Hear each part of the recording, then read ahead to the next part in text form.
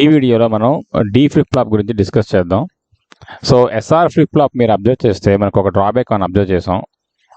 So ఏమైంది, మనకి SR flip ఫ్లాప్లో మనకి రెండు స్టేట్లు అంటే SR11 వచ్చినప్పుడు ఇన్వాలిడ్ స్టేట్ వచ్చింది. సో ఇది మనకి డ్రాబ్యాక్. దీన్ని రిమూవ్ చేయడానికి what they made changes here. So ఇది ఎస్ఆర్ ఫ్లిప్ ఫ్లాప్. ఇప్పుడు ఈ ఎస్ఆర్ ఫ్లిప్ ఫ్లాప్లో రెండు ఇన్పుట్లు కాకుండా ఈ ఆర్ ఇన్పుట్ ఏదైతే ఉన్నదో దానికి ఈ ఎస్ నుంచే మనకి ఏంటంటే ట్యాపింగ్ చేసుకోండి through inverter or not gate మనకి దీనికి ఇన్పుట్గా ఇచ్చినప్పుడు మనకి ఏమవుతుందంటే ఇప్పుడు ఇన్పుట్ మనకి ఓన్లీ 1 అయ్యింది. సో ఈ ఒక్క ఇన్పుట్నే మనం ఏమంటామంటే డి ఇన్పుట్ అంటారు. సో ఇప్పుడు ఈ డి ఇన్పుట్ మనకి రెండు కేసెస్ మనకు ఉంటుంది, ఒకటి 0 లేదా అంటే 1.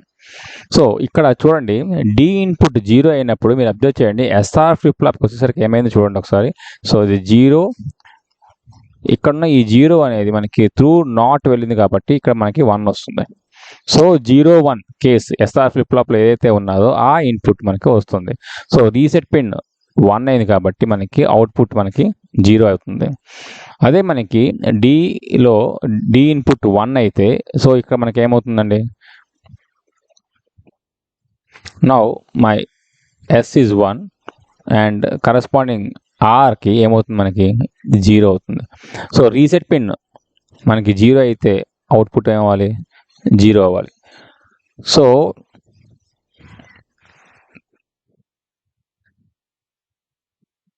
సెకండ్ కేసులో మనకి D1 అయినప్పుడు మనకి ఇక్కడ సెట్ 1 అయింది, రీసెట్ 0 అయింది, అంటే సెట్ పిన్ 1 అయింది. సెట్ పిన్ 1 కాబట్టి మనకి ఏమవుతుంది, అవుట్పుట్ 1 అవుతుంది. సో ఈ విధంగా మనకి ట్రూత్ టేబుల్ అనేది మనకి ఉంటుంది డి ఫ్లిప్ ఫ్లాప్కి. సో అయితే ఇక్కడ మనకి ఇన్వాలిడ్ స్టేట్ ఏదైతే ఉన్నదో 1-1 అనే కేసు మనకి ఖచ్చితంగా ఎలిమినేట్ అయిపోయింది. కానీ along with this valid state అయినా 0-0 అన్నది కూడా మనకి ఎలిమినేట్ అయిపోయింది. అంటే 1-1 స్టేట్ ఇన్వాలిడ్ స్టేట్ ఏదైతే ఉందో దాన్ని ఎలిమినేట్ చేసే ప్రాసెస్లో మనకి 0-0 సంబంధించిన వ్యాలిడ్ స్టేట్ కూడా మనకి ఎలిమినేట్ అయిపోయింది. సో దీనిని రెక్టిఫై చేయడం కోసం they proposed JK flip flop. So JK flip flop గురించి మనం నెక్స్ట్ వీడియోలో డిస్కస్ చేద్దాం. అయితే ఇప్పుడు ఈ డి ఫ్లిప్ ఫ్లాప్కి ఎగ్జిటేషన్ టేబుల్ ఏమవుతుంది. సో బిఫోర్ దాట్ మనకి ఏంటి, మనకి ఎగ్జిటేషన్ టేబుల్ అంటే మనకి ఏం చెప్పానండి మనకి. సో ఎగ్జిటేషన్ టేబుల్లో QN+1 అంటే ఈ ప్రెజెంట్ స్టేట్ 0 ఉన్నప్పుడు నెక్స్ట్ స్టేట్ 0 అవ్వాలి, ప్రెజెంట్ స్టేట్ 0 ఉన్నప్పుడు నెక్స్ట్ స్టేట్ 1 అవ్వాలి. సో ప్రెజెంట్ స్టేట్ 1 ఉంటే నెక్స్ట్ స్టేట్ 0 అవ్వచ్చు, నెక్స్ట్ ప్రెజెంట్ స్టేట్ 1 నుండి నెక్స్ట్ స్టేట్ 1 అవ్వచ్చు. సో ఇలా మనకి అవుట్పుట్ రావడానికి నేను డిని ఏ ఇన్పుట్లు ఇవ్వాలి. సో ఇది మనకి ఎగ్జిటేషన్ టేబుల్. సో దీన్ని మనం ఫిల్ చేయడానికి మనకు కావాల్సిన టేబుల్ క్యారెక్టరిస్టిక్ టేబుల్.